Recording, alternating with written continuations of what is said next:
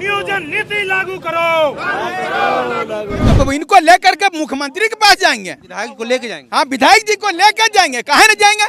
पिछला साल लड़ रहे थे हमारे साथ में, आंदोलन कर रहे थे और हमरा कंधा से कहते बोलते थे कि सरकार गड़बड़ कर रही है, तो अभी गड़बड़ कर रही थी। चलिए आप कि कट ऑफ डेट छठा का रखा गया था 2010 उम्र सीमा का, तो अधिकतम उम्र सीमा होता है तो रखा गया था 2010। अब 7वीं का भी रखा गया था पिछले साल, जब हम लोग लगातार मोराबादी में आंदोलन कर रहे थे। उस समय आरक्षण के विवाद को लेकर वापस ले लिया गया कि सुधार करके इसको लाएंगे। तो उसमें क्या हुआ कि अब जो आया है 7वीं 8वीं 9वीं 10वीं वही वैकेंसी, और वो उसका 11 न रख करके कटअप को 5 साल बढ़ा करके। हमारे जैसे बहुत से हमारे दोस्त यार हैं, उन लोगों का उम्र मतलब अधिक हो जा रहा है ना। 2016 करने से वो इस एग्ज़ाम से वंचित हो जाएंगे, इस एग्ज़ाम में मतलब पार्टिसिपेट नहीं कर पाएंगे। तो इसी के लिए हम लोग चाह रहे हैं कि इसका जोरदार विरोध करें। हम लोग का सचिवालय का बहाली है 2015 का, वो पीटी हो के मेंस होने वाला था, कैंसिल हो गया। अब फिर से फॉर्म आया, उसका फॉर्म फिल किए, एग्ज़ाम होने वाला था फरवरी में हम लोग का। सरकार बदला, लॉकडाउन हुआ, सरकार एग्ज़ाम नहीं ली, और सरकार फिर से रिक्रूटमेंट को वापस ले ली है। तो एग्ज़ाम कब होगा? हम लोग ऐसे ही रिटायर कर जाएंगे क्या बिना एग्ज़ाम लिखे? जेपीएससी का आंदोलनों से, विवादों से बड़ा नाता रहा है, और अब जब मैं ये बात कर रहा हूँ, देखिए नारे यहाँ लगने शुरू हो गए जैसे मैंने ये शुरू किया।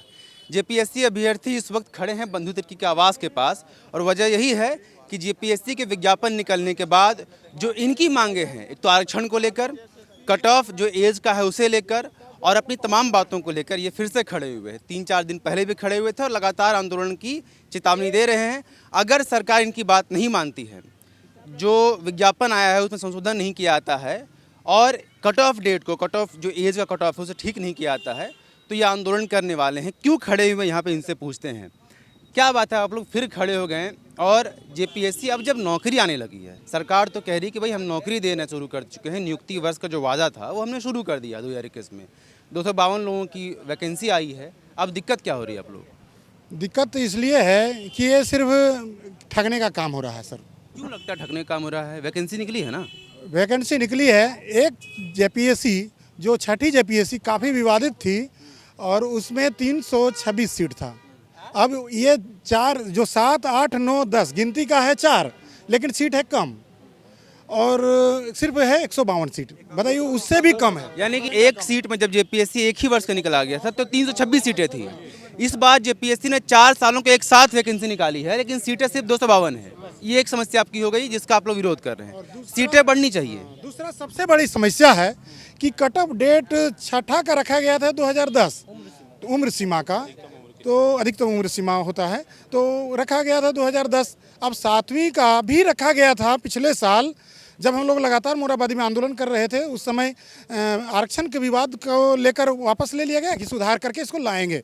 तो उसमें क्या हुआ कि अब जो आया है 7वीं 8वीं 9वीं 10वीं वही वैकेंसी, और वो उसका 11 न रख करके कटअप को 5 साल बढ़ा करके, 1-2 साल नहीं 5 साल बढ़ा दिया है, और 2016 कर दिया है। जो काफ़ी मतलब 50,000 से ज़्यादा स्टूडेंट यहाँ मतलब एग्ज़ाम से ही बाहर हो जाएंगे, प्रभावित हो जाएंगे।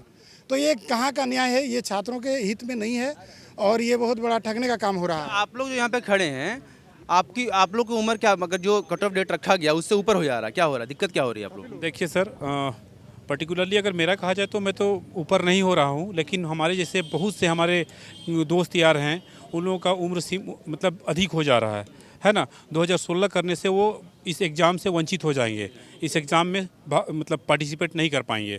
तो इसी के लिए हम लोग चाह रहे हैं कि इसका जोरदार विरोध करें।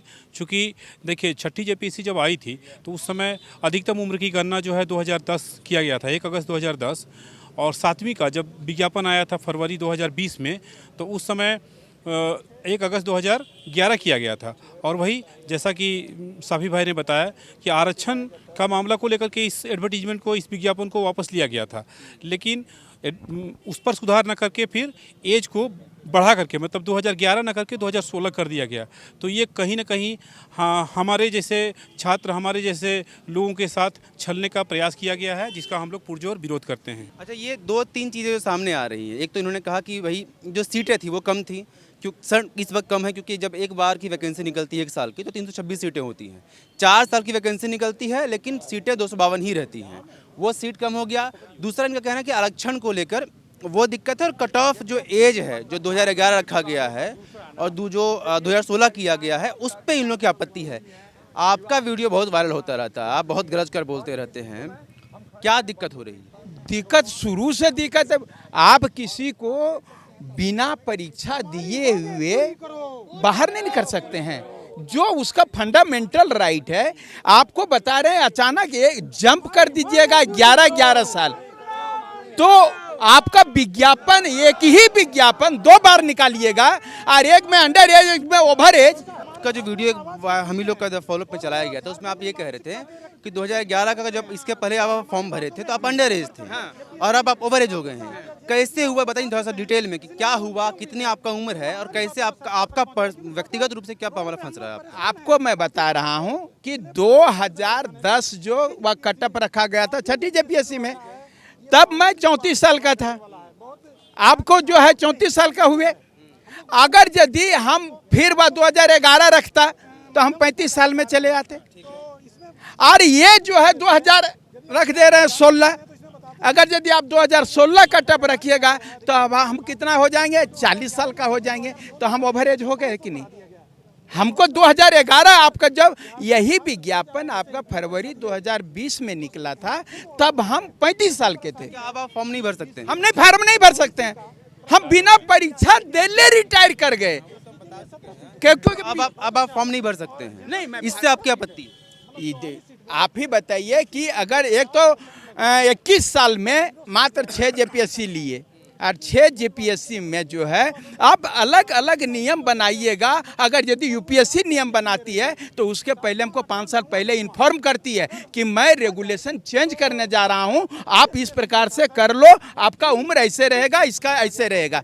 ये रात को बैठते हैं, सुबह एक बार की बम गिरा देते हैं। आप जो है 2021 में निकाल, यही कार्मिक सचिव थे, यही जेपीएससी है, यही मुख्यमंत्री है, सारा चीज यही है, विज्ञापन भी यही 7वीं 8वीं का है, और उसमें हम अंडर एज थे, अब ओवर एज हो गए। ठीक है, 8-10 दिन तो हो ही गए विज्ञापन आए हुए, आप लोग आंदोलन भी कर रहे हैं। आज आप लोग खड़े हैं बंधु तिर्की के आवास के पास, यहाँ से क्या प्लानिंग है? माननीय विधायक जी 6ठी जेपीएससी में मेरे साथ में लड़े हैं, वो जेपीएससी के बारे में A to Z जानते हैं। माननीय मुख्यमंत्री महोदय जो हैं हेमंत सोरेन जी भी हमारे कंधा से कंधा मिलाकर 5 साल तक समझे हैं। 6ठी जेपीएससी से वो जेपीएससी को बहुत बारीकी से समझे हैं, बंधु तिर्की जी भी और वह माननीय मुख्यमंत्री महोदय। इसीलिए मैं एक पहला स्टेप माननीय बंधु तिर्की जी को ये कह दिया है, और ये सांकेतिक पर ये कर दिए हैं, नहीं मारेंगे तो मुख्यमंत्री जी का घेराव करेंगे। कब करेंगे घेराव? ये यदि अगर यही बात बन जाती है तो अगर हम पिछली सरकार में तो आंदोलन, आप लोग विधायक जी से मिलना चाह रहे हैं, बंधु तिर्की से मिलना चाह रहे हैं, अगर मिल के यहाँ बात बन जाती है तो आप लोग यहाँ से लौट जाएंगे? हाँ, लौट और नहीं तो इनको लेकर के मुख्यमंत्री के पास जाएंगे, विधायक को लेके जाएंगे। हाँ, विधायक जी को लेकर जाएंगे। काहे नहीं जाएंगे? पिछला साल लड़ रहे थे, हमारे साथ में आंदोलन कर रहे थे, और हमारा कंधा से कंधा बोलते थे कि सरकार गड़बड़ कर रही है, तो अभी गड़बड़ कर रही थी, चलिए आप मेरे साथ में रहिए। उनको लेकर जाएंगे, उनको जरूरत होगा जैसे भी हो हाथ पकड़ के काम करवाएंगे। ये मेरा विधायक, मेरा सरकार है, तो मेरा काम क्यों नहीं करेंगे? इसलिए दावे के साथ इसलिए कह रहा हूं कि मैंने ये सरकार को चुना है, और मुझे पूरा विश्वास है कि माननीय बंधु तिर्की जी और माननीय मुख्यमंत्री महोदय मेरा काम करेंगे। मैं यहाँ पर धरना के लिए आया। हम स्थानीय नीति को, सरकार जो है ये स्थानीय नीति 1 साल सरकार बेसी हो गया, 14 महीना हो गया, स्थानीय नीति सरकार अभी तक नहीं बनाई है, तो एग्ज़ाम कैसे लेगी? और पहले का तो रद्द हो चुका है। हम लोग का सचिवालय का बहाली है 2015 का, वो पीटी हो के मेंस होने वाला था, कैंसिल हो गया। अब फिर से फॉर्म आया, उसका फॉर्म फिल किए, एग्ज़ाम होने वाला था फरवरी में हम लोग का। सरकार बदला, लॉकडाउन हुआ, सरकार एग्ज़ाम नहीं ली, और सरकार फिर से रिक्रूटमेंट को वापस ले ली है। तो एग्ज़ाम कब होगा? हम लोग ऐसे ही रिटायर कर जाएंगे क्या बिना एग्ज़ाम लिखे? आरक्षण का मुद्दा क्या फंसा? आप लोग क्या आरक्षण में क्या कह रहे थे कि आरक्षण जो है वो गड़बड़ा है? आरक्षण में नियोजन नीति हम लोग जेपीएससी में तो है ही है, और हम लोग जेएसएससी का भी तो है, कैंडिडेट है, जिसमें सचिवालय सहायक है, सर्कल इंस्पेक्टर है, उस सब पोस्ट के लिए हम लोग आए हुए हैं। तो सरकार से हम लोग चाहते हैं नियोजन नीति जल्दी बनाए और हम लोग का एग्ज़ाम ले। ये 6 साल हो गया नियोजन ये इसका बहाली का आए हुए, अभी तक कब एग्जाम होगा, क्या होगा हम लोग का? ये बात देखिए, जब नियोजन नीति रद्द किया गया, जिसके बाद जितनी भी प्रक्रियाएं नियुक्ति की प्रक्रिया थी वो सब रोक दिया गया और ये कहा गया कि अब नई नियोजन नीति आने के बाद या फिर ये जब सरकार तय कर ले कि कौन सी नियोजन नीति में हम लोग चलना है, उसके बाद इन लोगों की नौकरी हो सकेगी। जेपीएससी के छात्र, उसके 2-3 दिन बाद फिर जेपीएससी की वैकेंसी आई जिसमें 252 सीटों के लिए आवेदन मांगा गया। अब ये लोगों की मांग है कि जो कट ऑफ डेट के बीच मामला फंस रहा है, यानी कि जो लोग 2016 तक अपना उम्र सीमा पूरा करेंगे वही भर सकेंगे, तो इनकी मांग है कि 2011 उसे वापस किया जाए क्योंकि उसके पहले 2010 तक की वैकेंसी रही थी, है ना। अब आप लोग क्या सोच रहे हैं कि अगर जैसे मुख्यमंत्री तक बात जब पहुंचेगी, सरकार की तरफ से ये पक्ष आ रहा है कि भाई हमने कुछ छात्रों को बेनिफिट देने के लिए इस तरह से किया ताकि बाकी लोग भी इसमें इंक्लूड हो सकें जो कम उम्र वाले हैं। आप लोग फंस जा रहे मामला, सरकार के पास क्या विकल्प बचता है? सरकार से हमारा यही मांग है, छात्रों को अवसर दे। अब परीक्षा में लिखने के लिए दे रहे हैं, इसका मतलब वो नौकरी नहीं दे रहा है, छात्र केवल अवसर मांग रहे हैं। आप जो अवसर देने का है कंटिन्यू 10 से 11 कीजिए, कंटिन्यू चलने से किया, वैकेंसी को 7, 8, 9, 10 कर सकते हैं तो कट ऑफ डेट को क्यों कंटिन्यू कर सकते हैं? और छात्र कुछ नहीं मांग रहे हैं, काबिलियत हो तो हम पास करेंगे, तब हमको रखिएगा। जैसे सरकार को सीखना चाहिए आर्मी बहाली में, आर्मी में कुछ नहीं देखता है, पहले दौड़ा देता है, दौड़ने के बाद उसका सर्टिफिकेट, उसका एज बाद में देखा जाता है। यहाँ तो पहले ही आप किनारे कर दे रहे हैं। इसीलिए हम लोग का पहला मांग है कि छात्रों को अवसर दे सरकार, बस यही मांग है पहला, बस शॉर्ट। कहाँ से हैं, किस किस जिले से लोग हैं आप लोग? कहाँ से? हम सुशील उरांव, केंद्रीय अध्यक्ष आदिवासी छात्र संघ। आप लोग कहाँ से हैं? जी मैं चतरा से हूँ। हाँ, ये आप लोग कहाँ से? हम रामगढ़ से आए हैं सर। देखिए, तो रामगढ़, चतरा, रांची, लोहरदगा तमाम जिलों से ये लोग पहुँचे हैं और पहुँच के यही कह रहे हैं कि जो कट ऑफ मार्क्स, जो कट ऑफ एज है, वो कट ऑफ एज जो है वो खत्म किया जाए। 2016 जो था उसे वापस 2011 किया जाए ताकि जो लोग वंचित रह जा रहे हैं फॉर्म भरने से, उन लोगों को फॉर्म भरने के लिए एक और विकल्प मिल सके और ये लोग भी एक सही जो कंपटीशन है वो देख सकें। और इसीलिए ये लोग बंधु तिर्की के पास पहुंचे हुए हैं। विधायक अभी आए नहीं, उनसे इनकी मुलाकात नहीं हो पाई है। ये उम्मीद करने कि विधायक आए, इनकी समस्या सॉल्व हो, और नहीं तो फिर ये मुख्यमंत्री का घेराव करने के लिए जाएंगे। आप देख रहे हैं द फॉलो अप, अपने सहयोगी आयुष के साथ में विवेक। नमस्कार। विवेकानंद विद्या मंदिर स्कूल एक CBSE affiliated English medium coed school है। हम शिक्षा के साथ संस्कार देते हैं। thefollowup.in. Like, share and subscribe. www.thefollowup.in